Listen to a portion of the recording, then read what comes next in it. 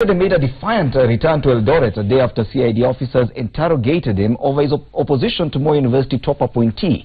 Now, cheering crowds lined up to welcome Mandago, who has been ordered to write a statement over his demands that a Kalenjin must be appointed the next Vice-Chancellor of Moi University. A day after he was summoned to the CID headquarters over alleged incitement on the Moi University recruitment saga, Governor Mandago returned to his Uasin Gishu County base. Governor! His supporters waiting in multitudes in Eldoret town to receive him. Asanteni kwa kusimama na sisi kwa sababu sisi sio viongozi ambao wako na ukabila.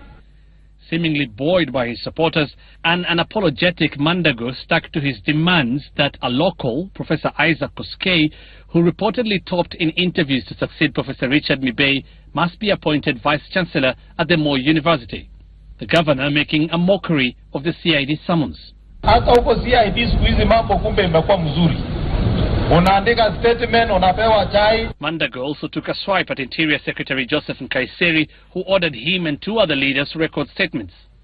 Hata wengine kama Nkaiseri wametoka kodi juzi. Wanataka anza kutusomea sisi wenyeji. Tunataka kumwambia akuje polepo. Mandago, his Elgeyo Marakwet counterpart Alex Tolgos, and MPs Oscar Sudi and Alfred Keter have led a vocal opposition at the appointment of Professor Laban Ayiro as the acting Vice-Chancellor for the Eldoret-based university.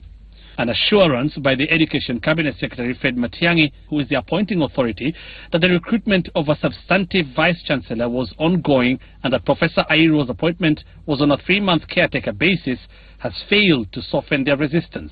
It is irresponsible on our part, really, to start engaging on the process of appointing the Vice-Chancellor of Moi University, which is going on. Tunaambia Cabinet Secretary of Education, you can never run away from your responsibility of appointing the Vice-Chancellor of Moi University.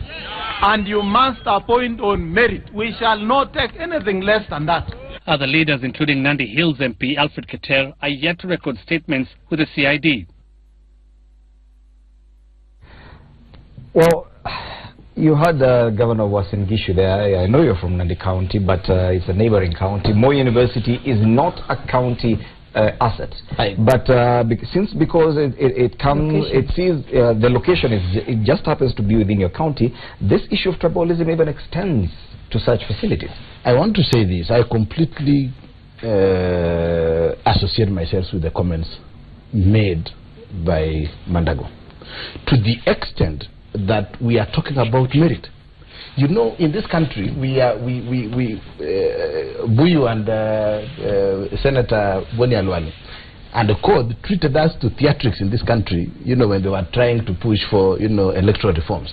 Very funny theatrics, you know, sitting on the tarmac and doing all manner of things. But as Kenyans, we forgave them for the theatrics and looked at the issues. That what is it that they are trying to raise? In this case, we have seen theatrics by members of parliament and the governor. You know, I personally want to choose to ignore the theatrics and listen to the message. The message here is clear, that if in the appointment of vice-chancellors and senior managers in institutions of higher learning, if you are going to settle for nothing less than merit, then surely we are, I mean, what are we setting up our universities for? That if somebody became number one, in Masinde Muliro, for example, it is advertised, people apply, competitively recruited, and somebody who happens to be a neighbor of the university, in terms of even, you know, land, that he is a neighbor of the university, tops in the list. I mean, do you want to tell us that you are going to disqualify that particular person? So really, if you look at what is happening in Moi University, and unfortunately the media, and you can hear Francis Kashuri, is saying that they are demanding for a local. That is what Hussein. That is Hussein saying they are demanding for a local. When you hear Mandago talk, he is saying the minister must appoint on the basis of merit. But you do understand that this is a flip-flop, because initially when they stopped the university, they demanded that a local must be the not a local, they said a particular person, Isaac Koskei. What is not known to Kenyans is that that particular candidate topped in the list. And we are challenging the minister to tell us, share the position. You got the list, you are number 1, number 2, number 3. Who was number 1? But the minister says the process of recruiting the VC is actually still going on. Absolutely, but we're asking him, can he share, because this is a country where we need public information to get to the public. If the process is ongoing, we saw the minister, we saw the recruitment of a new Chief Justice. We got that, you know, Maraga was number 1 with this percentage. Number 2 was so and so with this percentage. Can the minister and yet that process is still going on. We don't have a new Chief Justice as of now. So the same thing with Moi University, the process is still on. Can the minister to this extent share with us, or if not the minister, the council of Moi University, can they share to us that the names that we forwarded to the minister were X, Y, and Z? They got this number of marks, you know, per candidate. Number 1 is so and so with this marks, number 2 is so and so with this marks. So that we appreciate that the process is still continuing, but as the process left the council of the university, going to the minister, what were the outcomes of those results? Yes. That is important. I'm amazed at the thinking of Senator Sang. Yeah. Really amazed at the thinking of Senator Sang. The spirit of the Constitution actually recognizes merit. Yeah. But it is not the only consideration in making appointment. For example, why then would you need to give the president a list of 9 names or 6 names for him to choose 3? If it was just basically merit alone, then you just simply take number 1, 2, and 3, and that would be appointed. Ask yourself, in the Chief Justice, what happened? Let us not have double standards in this country. Let me continue. We provided for the Chief Justice position. And I'll talk about the Chief Justice. Let me even narrow to that Chief Justice Absolutely. position. Now that the Chief Justice is a man, okay? That spirit of that Constitution, I'm not saying that it's the word, but the letter of the Constitution, but the spirit of that Constitution would actually almost indicate that the deputy to the deputy CJ would be a woman. It's not a dictate, but that would be the spirit. Just so that there's equality, opportunity, so you can find that the man tops, but other considerations are also given. I've had the opportunity to be a member of a selection panel, and as much as you give people marks and rate them according to best until the worst mark, there are other considerations that you have to give that the Constitution provides for. For example, diversity, gender, people with disability, you know. So when you pick Airo, what you people should actually be asking for is the thinking behind Airo being picked, but not demanding that a Kalenjin who was number 1 must be the one, because that is not what counts. The only thing that counts. Just a quick one before he answers that. Let me put in. I want to give a very quick one before we come back to you. Yeah, a very quick one, because we need to be clear, because this is a major national issue. I want to say this, that good politics does not necessarily amount to good leadership. And see, we've had this problem not only in Eldoret. Remember, there was a time in Mombasa we had a big issue when it came to the appointment of the person to head the port. Yes. And there were strikes and riots and threats that unless the port of Mombasa is headed by a local person from Mombasa, then that is going to be unacceptable. Now we go to the universities, we have this scenario in Eldoret. We have had almost flare-outs in other universities, and I think there was a report in the press the other day on what was happening in other various universities. And we need to be clear to say this to the country, that there are times as a leader when you are supposed to take a position, although that is not the most popular position at that time, but you know that looking into the future, that you will have stood with what is right. And what I want to say in summary is this, that I think it is important for the leadership in the entire country, and especially now on this issue that is right now topping the issues on the appointment of the leader of the VC in Moi University, that if you read in the press 2 days ago, upon the appointment of the CJ, there was a whole big narrative of why was this man selected. They said according to the situation currently in the judiciary, he looked like the person who would come and bring in sobriety right now. And so many other considerations, because we must agree, if it is just the question of asking between these three senators here, who is the best? If you are to give us grades, you'd maybe have 91.99, 91.98, and that means that any of this can do the job. But then it gets to balancing. I'm not saying that the people of Eldoret and Mandago don't have a point. They have a point, but it is a point amongst many other points that are required to be considered. And so I think here the question is to walk the higher road. And that is why people choose to be leaders. Once you choose to be a leader, you also must be ready sometimes to have to bite the bullet, sometimes to have to say the unpopular thing, even though that is not what would get you elected at that particular time, but you stand by it. Eventually what happens is, way into the future, the people will look back and say that this man led us the right way, to the right path, when the coin has turned. And I want to summarize very quickly. Remember, this is a hotspot, like in the Rift Valley, in other parts of this country, where the tribal aspect sometimes blends very quickly with politics, and even on other issues, not appointment of the VC, but about ownership of property, about the politics of the area, about other things, all those issues come into play.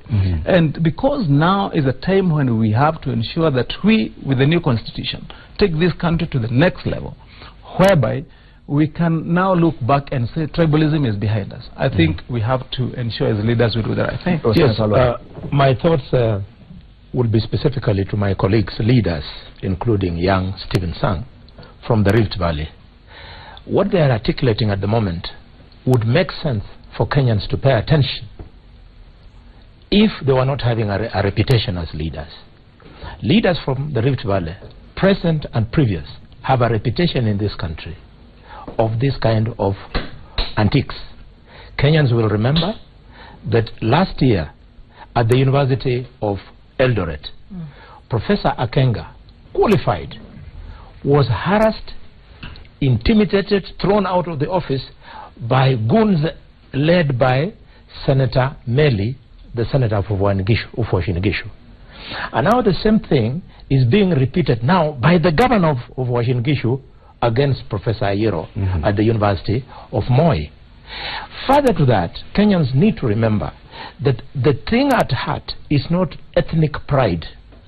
It is a question of resources. The VC controls resources in terms of job employment, tenders, and what have you. So just like the leaders of yesterday from that community also made the issue of land resource a hot thing, Kenyans must reject this one, because when they did that, we had tribal clashes in 1992, tribal clashes in 1997, and many things that the clashes we had in 2007 was largely because of the land resource. We need to stop this primitive thinking amongst the leaders of the Kalenjin community in the Rift Valley.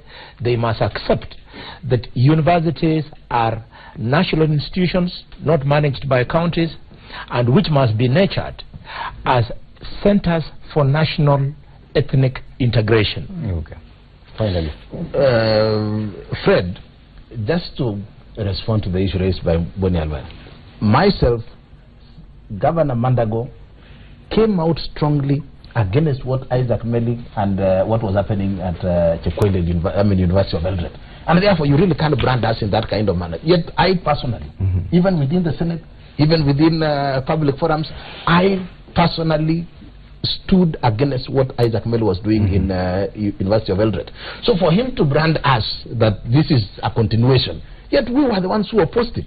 That is why Professor Teresa Akenga is still part and parcel of University of Eldoret. Maybe you later said it was good politics. So we stood firm on that particular one. On this particular, and I agree with Rosa that maybe just not merit. You will have to look at diversity. You will be shocked, Fred, that of the over 20 public universities in this country right now, there is only one vice chancellor from the Kalenjin community. Senator Boni Alwale's community, I mean, if you were to go that in that direction, have over 5. I mean, and therefore we are saying that you look at this particular matter on the basis of merit, listen to what we are saying as leaders. And let me tell you, if we went in the direction of disregarding merit with regard to the management of universities, it would be a tragedy.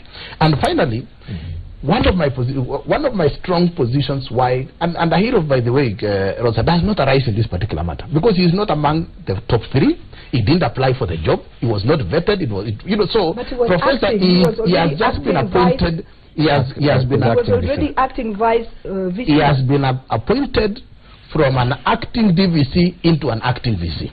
My argument, and that of a number of leaders in the Rift Valley, forget about what you are saying here, was that Moi University right now has 3 acting DVCs. You are now appointing another active VC. And we were saying that the process is completed. The interviews were done. There is need to appoint a substantive vice chancellor from Moi University, so that all these other processes and management issues can go on within Moi University. That appointment will be either number 1, number 2, or number 3. We appreciate that in law, the minister can appoint number 2, and I will tell you, in the Egerton University, for example, when they did their interview, number 1 was Anjoroge. He was disqualified because of some court issue. Number 2 was the same Professor Kosgei that we are talking about. He was not picked. Number 3 was picked, who was a lady on the basis of gender and the likes. So long as that explanation is given, we now want to see, out of the 3 individuals that were given, if Matiang'i does not appoint number 1, what is the reason? But you if Matiang'i does not appoint, what Mandago is asking for. No, I mean, he said based on merit. And I am now speaking myself. Okay, ladies and gentlemen, our time is up. Before you finish, yes. I must say this tuko pamoja is a fallacy. Yes. Tuko pamoja only means when the meat is in my mouth, then tuko pamoja. When it gets to somebody else's mouth, then we are not together. That is what this tuko pamoja ya Jubilee means. Now the meat is in Airo's mouth, you people are crying foul, so tuko pamoja doesn't exist. But if it's in Kosgei's mouth, because it comes from the right ethnic group, then tuko pamoja works. This discussion will quickly degenerate into the ideology first to understand it. Because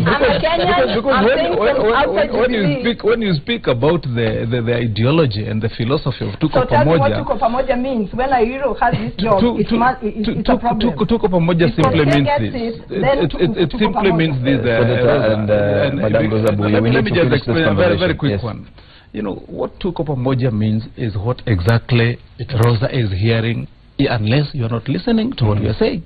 That is why I am clearly and loudly saying that it is important even for those leaders like Governor Mandago to ensure that they let the process continue with merit as it does. That's what he said. Yes. And that is what tuko pamoja means. It means that it means that we are together. Do I have a second?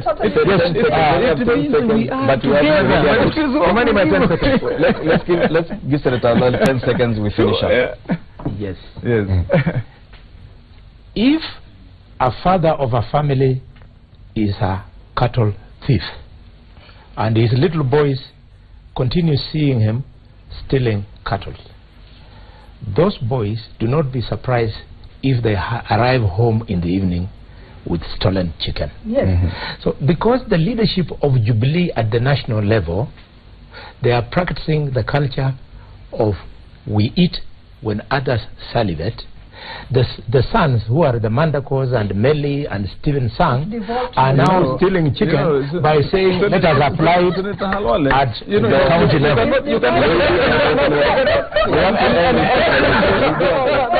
That is not right, because you tell us to give him time, thinking that he wants to do something. Because if I give you time, you move on to something else. Thank you so much, Rosa Bruyu, Deputy Organizing Secretary ODM, and Senators Boni Malwale, Kakamega County, Stephen Sang, Nandi County, and Paulo Matangi, Senator of Kiambu County. Gentlemen and ladies, thank you so much. This conversation could start again and again and again, never end. In the meantime, Joy Mudengi is on standby to give us what is